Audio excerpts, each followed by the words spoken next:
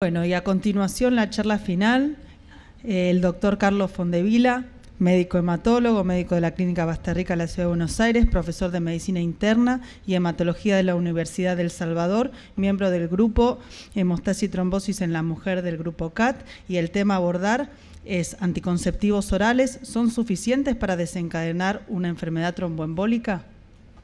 Gracias.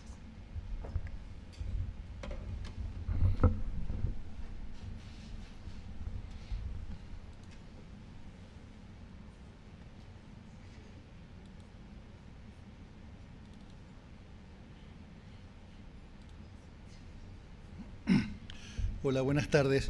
Bueno, muchísimas gracias por la invitación que me permite acompañarlos hoy. Las variables preanalíticas han golpeado muy duro a la Argentina desde la pandemia y después tuvimos 4 años sin presidente, 4 meses con un presidente que nos ha trastornado el bolsillo a todos. Creo que estamos todos preocupados, angustiados por el futuro. Un día con un Senado que demostró lo que son. Por lo tanto, valoro enormemente que todavía haya gente que tiene ganas de venir a sentarse acá a las 6 de la tarde y escucharme, y los que están en casa también. Yo no sé si hubiera venido si no hubiera tenido que hablar, porque realmente me siento muy deprimido en estos últimos tiempos de vivir en un país como este. Cuando Karina me propuso hablar de este tema, lo primero que pensé que estaba loca. Digo, ¿pero de qué me estás diciendo? Sí, es una perogrullada. Obviamente que los anticonceptivos producen trombosis, ¿o no? Y bueno, después cuando me puse a leer un poco del tema,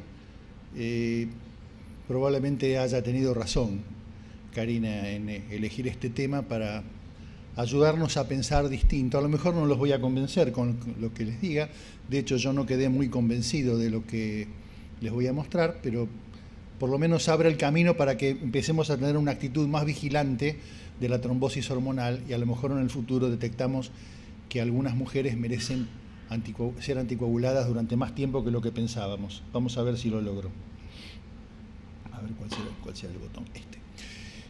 La terapia hormonal se utiliza en varios escenarios. Los más frecuentes son la anticoncepción y en la posmenopausia el tratamiento de los síntomas del climaterio, pero también es muy frecuente utilizarlos para el manejo de la menorragia, para el manejo de los síntomas de la ovulación, el ovario poliquístico, y en los últimos tiempos como terapia afirmante de género.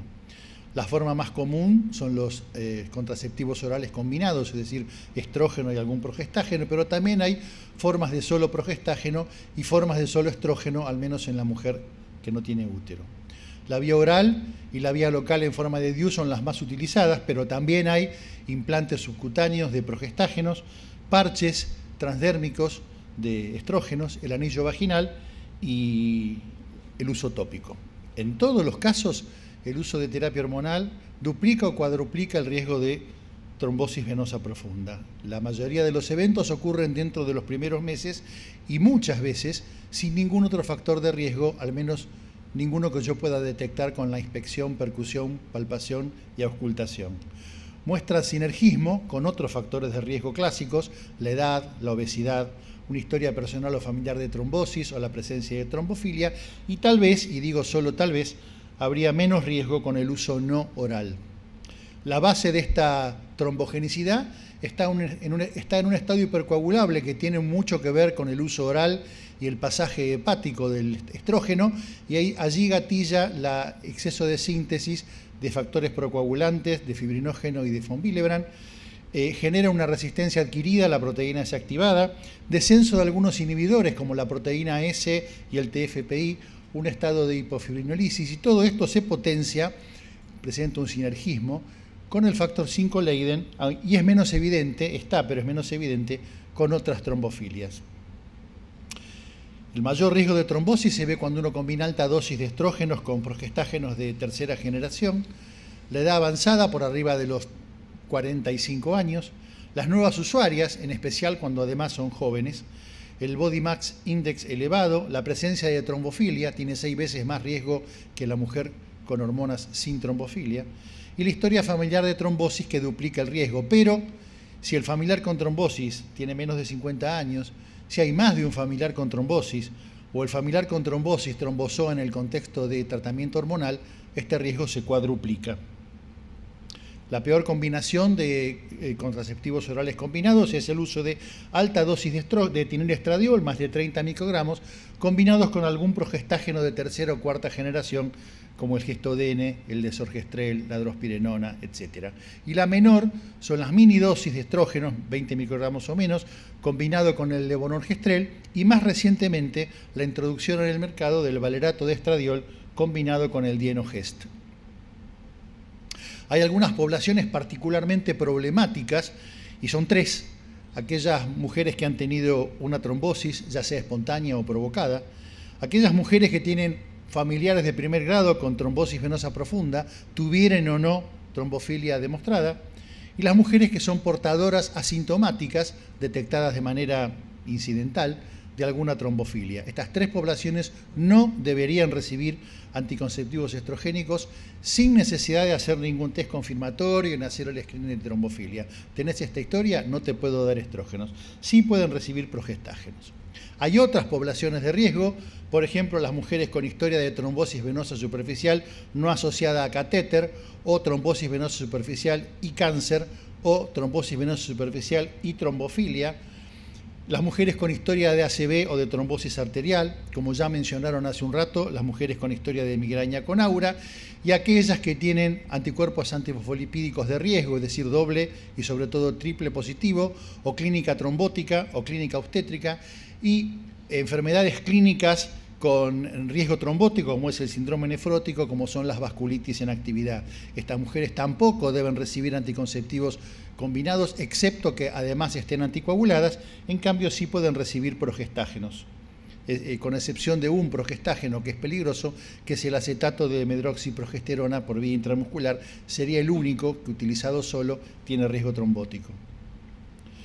En cuanto al manejo clínico de las mujeres que han tenido trombosis hormonal, en principio es similar al de una mujer que ha tenido una trombosis no hormonal, se los anticoagula 3 meses. La guía de ASH del año pasado dice de 3 a 6. En una época las guías decían suspender el anticonceptivo, hoy sabemos que eso no es necesario. Hay algunos estudios que muestran que las mujeres que, estando anticoaguladas con warfarina o con dabigatran, persisten con el anticonceptivo, tienen el mismo riesgo de recurrencia que aquellas mujeres que han suspendido el anticonceptivo. Así que si lo necesita y está anticoagulada, dáselo, que el riesgo es bajo, el riesgo de recurrencia. En cambio, si decido reexponerla sin la protección de la anticoagulación, es una situación sumamente peligrosa. Fíjense que las mujeres que han tenido trombosis hormonal quedan de por vida marcadas con un riesgo de recurrencia que es para nada despreciable, aunque no reciban nunca más estrógenos. Si además yo insisto y les doy estrógenos de vuelta, el riesgo de recurrencia se triplica. Y este riesgo es exactamente el mismo o peor si la mujer tuvo un primer evento asociado a un factor no hormonal. Así que toda mujer que ha tenido una trombosis provocada o no provocada por estrógenos o no por estrógenos no debe recibir nunca más contraceptivos que contengan estrógenos, excepto que esté simultáneamente anticoagulada. En el caso de la trombosis en la posmenopausia es exactamente lo mismo. Algunas mujeres necesitan mantener la anticoagulación más allá de los 3 a 6 meses. Un ejemplo sería aquella mujer que necesita seguir con la terapia hormonal, por ejemplo, porque tiene un ovario poliquístico.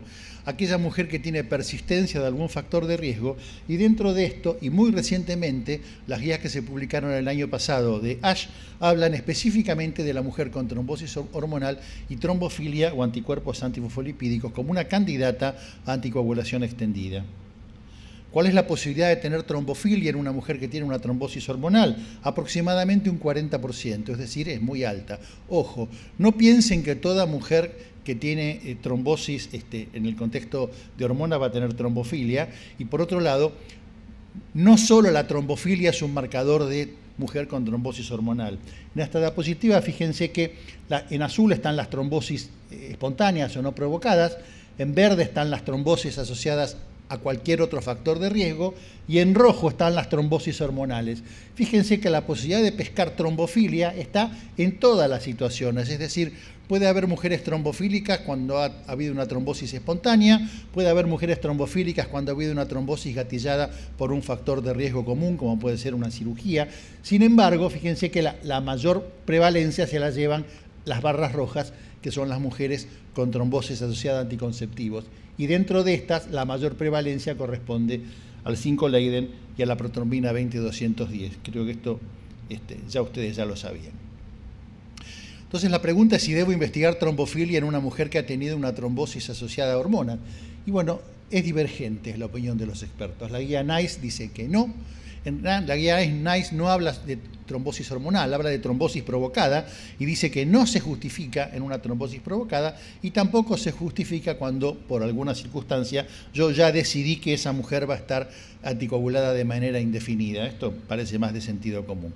Sin embargo, la guía que les mencioné del año pasado, la guía de Lash, dice que sí hay que investigarla. En todos los casos de trombosis hormonal hay que buscar la trombofilia y en aquellos casos positivos sugiere la anticoagulación indefinida sería probablemente favorable, haciendo una ecuación de costo-beneficio, 21 casos de trombosis prevenida versus 2 a 7 hemorragias mayores, y todo esto lo sacan en base a algo muy típico del grupo holandés, una calculadora y millones de cálculos estadísticos que uno no entiende, así que la calculadora dice que sería probablemente favorable. A mí me hubiera gustado tener un estudio clínico, es decir, a mujeres que tuvieron trombosis hormonal, agarro 1000 y las anticoagulo, y agarro otras 1000 y no las anticoagulo. Y me fijo qué pasa. Eso no está hecho, prometen que lo están haciendo, por ahora lo que tenemos son los datos basados en la calculadora. Bueno, y llegamos al punto principal de lo que sería la charla, el motivo de por qué tenemos esta charla hoy. Si los anticonceptivos hormonales son suficientes para gatillar un TEP, ¿y qué quiere decir? ¿O qué entiendo yo por suficiente? Si me permiten a mí estar seguro de que el único factor que tuvo esa mujer para trombosar fue que yo le di el anticonceptivo, tal que una vez que se cumplen los 6 meses de anticoagulación, si yo le saco el anticonceptivo, esa mujer vuelve a un estado de trombogenicidad que podríamos llamar basal y por lo tanto su riesgo de recurrencia a futuro es el riesgo basal. Por el contrario, podría ocurrir que ese anticonceptivo haya sido la gota que derramó el vaso, un vaso que tuviera un hasta ese momento ignorado estado protrombótico de base. Por lo tanto, si a esa mujer yo la anticoagulo un tiempo, le saco el anticoagulante y no le doy nunca más anticonceptivos, de todos modos le quedaría el estado protrombótico de base y esa mujer podría recurrir con bastante entusiasmo. Ese es un poco el eje de esta presentación. Ustedes saben que básicamente uno decide quién se anticoagula a plazo fijo y quién en forma indefinida en base a las características del evento inicial. Y el evento inicial puede ser no provocado, puede ser provocado o puede ser provocado y persistente. Y en base a esto, los pacientes con eventos no provocados se recomienda la anticoagulación indefinida, los pacientes con eventos con factor de riesgo persistente se recomienda la anticoagulación indefinida y en los pacientes con eventos provocados se recomienda la anticoagulación a plazo fijo. Más aún, los eventos provocados en algunos casos a nosotros nos dejan ciertas dudas de cuánto tuvo que ver el evento. Por ejemplo, una persona que hace una trombosis después de haber hecho un viaje en avión de 6 horas. Bueno, tuvo el viaje en avión, pero ¿no les ha quedado a veces la sensación de que el evento fue demasiado sutil, demasiado suave? ¿Qué diferencia hay entre este tipo que se mandó la embolia de pulmón después de volar 6 horas y el que se mandó la embolia de pulmón sin haber volado? En algunos casos está el concepto de factor mínimamente provocado, y en este grupo entran nuestras hormonas. El viaje prolongado, el embarazo, el tratamiento hormonal, entran en un subgrupo de los que se llaman eventos mínimamente provocados. Cuando uno analiza los registros que nos muestran lo que pasa en la vida común, en la vida de todos los días, como el Garfield, ve que las curvas de recurrencia muestran una altísima recurrencia cuando hay un factor de riesgo persistente. Cuando uno va a ver qué pasa con los factores de riesgo transitorios o con los eventos no provocados, yo al menos cuando vi esto me llevé una sorpresa. La sorpresa es que en el seguimiento de largo plazo los eventos provocados recurren con el mismo entusiasmo que los eventos no provocados. Yo hubiera esperado que iban a recurrir mucho menos y sin embargo en el largo plazo recurren igual. Cuando uno analiza los eventos provocados en cuanto separándolos con un factor mayor o con un factor menor, se da cuenta que aquellos provocados por un factor menor, como podría ser el viaje en avión o el tratamiento hormonal, recurren mucho más que los eventos fuertemente provocados. El paradigma del evento fuertemente provocado, ¿cuál es? la trombosis posoperatoria, la trombosis en el contexto de una fractura de cadera, por ejemplo. Ahí uno está seguro que lo anticoagulás 3 meses y el paciente ese va a tener un índice de recurrencia cercano a 0. Bien. Específicamente lo que serían los pacientes con trombosis hormonal, hay varios estudios que muestran lo que ya nos imaginábamos, que la recurrencia, cuando yo comparo trombosis hormonal contra trombosis no provocada, es menor, aproximadamente la mitad. Pero también hay varios estudios, que son sorprendentes, que muestran que la recurrencia en mujeres con trombosis provocada por hormonas es exactamente la misma, no hay diferencias significativas que la recurrencia en trombosis no provocada. Significa entonces que a lo mejor no todos los casos de trombosis hormonal son tan benignos en su comportamiento en el largo plazo. Este estudio está limitado exclusivamente a mujeres que han tenido trombosis ya sea asociada a hormonas o espontánea. Es un estudio canadiense. Fíjense que lo que muestra. Si yo analizo el grupo de trombosis hormonal en su grupo completo, o lo abro en mujeres que trombosaron bajo anticonceptivos o mujeres que trombosaron bajo lo que sería terapia de reemplazo en la posmenopausia, encuentro exactamente lo mismo. La recurrencia es prácticamente la misma o muy similar que aquellas mujeres que tuvieron trombosis espontánea. Significa que la anticoagulación limitada no es necesariamente suficiente para toda mujer con trombosis hormonal y que la trombosis hormonal se comporta diferente a otros eventos provocados y que hay un grupo en donde hay factores que tal vez no conozca o tal vez no descubrí que expliquen que va a tener más recurrencia que lo que yo hubiera esperado. Este mismo grupo canadiense se le ocurrió investigar qué características tenían estas mujeres que tenían más recurrencia y aplicaron el score HER2 que nos acaban de demostrar y vieron que tanto el grupo global como el grupo anticonceptivo como el grupo terapia de reemplazo hormonal, las que tenían un score HER2 de 2 o más eran las que tenían una recurrencia mucho más alta que las mujeres con un score más bajo. ¿Cómo interpreta la literatura estos datos que en algunos sentidos son nuevos? Bueno, lo interpreta de una manera que podríamos llamar bastante inconsistente. Por un lado, algunos siguen sosteniendo que la trombosis hormonal es provocada y que la anticoagulación limitada es suficiente. Y por otro lado, algunos dicen que la trombosis hormonal debiéramos tomarla como no provocada y que la anticoagulación limitada es insegura. Esto en la práctica cotidiana para nosotros es difícil de interpretar y de trasladar en una recomendación. A lo mejor este gráfico nos ayuda a entender un poco más.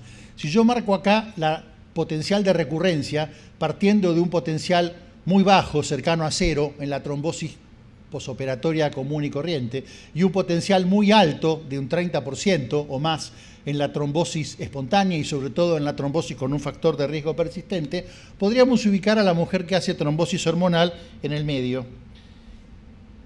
y saber que hay distintas formas de mujeres con trombosis hormonal.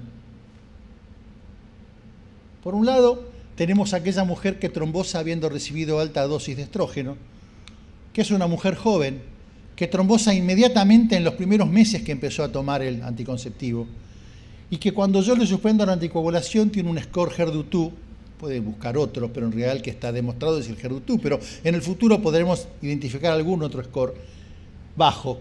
Probablemente esa mujer sí tenga una trombosis puramente debida al anticonceptivo, yo se lo quito y su nivel de trombogenicidad endógeno sea bajo y esa mujer no va a recurrir y con 6 meses de anticoagulación le alcance.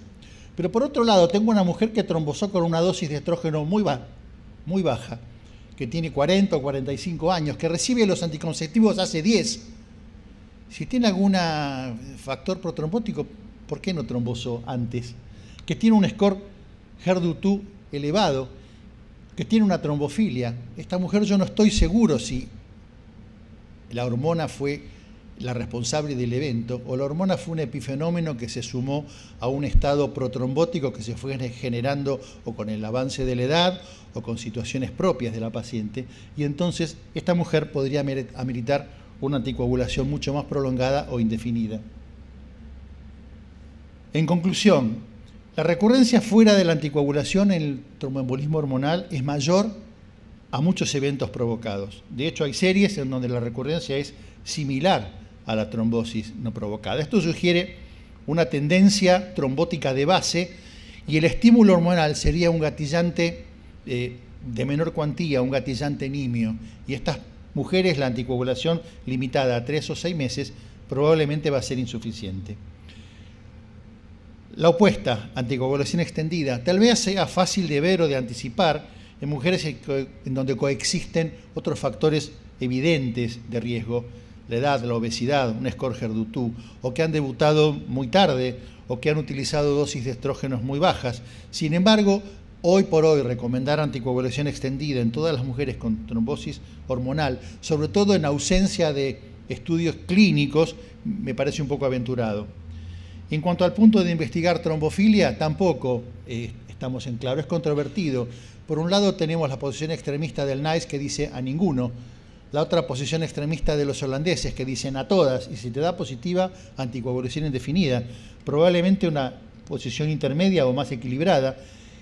Yo pediría la trombofilia si el resultado positivo me va a hacer anticoagular a una paciente que yo de otro modo no hubiera anticoagulado, o sea, donde el resultado tendría un impacto clínico. Bueno, esta es la última, me parece. Les agradezco mucho por su atención.